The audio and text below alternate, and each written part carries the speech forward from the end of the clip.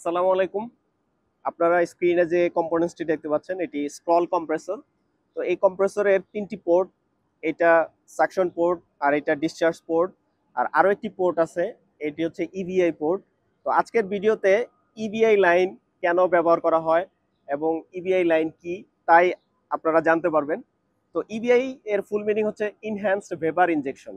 তো এটি একটি বিশেষায়িত রেফ্রিজারেশন পাইপলাইন যেটা ইকোনোমাইজার থেকে আসে। তো আপনাদেরকে যদি দেখাই, এটা ইকোনোমাইজার বা সাবকুলার আমরা বলে থাকি। এর আরো একটি নাম আছে বিপিএইচই, ব্রেস্ট প্লেট হিট এক্সচেঞ্জার। তো বিপিএইচই থেকে একটি লাইন সরাসরি কম্প্রেসরের ইবিআই পোর্টের মাধ্যমে ইনজেক্ট করা হয়।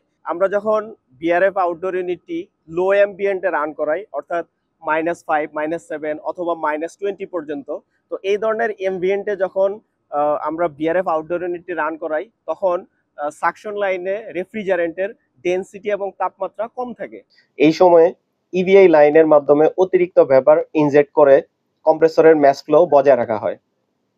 ইভিআই লাইন থেকে আসা ভেপার কম্প্রেসরের স্ক্রলের তাপমাত্রা স্থিতিশীল রেখে, অর্থাৎ ঠান্ডা রেখে কম্প্রেসরের ওভারহিটিং প্রতিরোধ করে।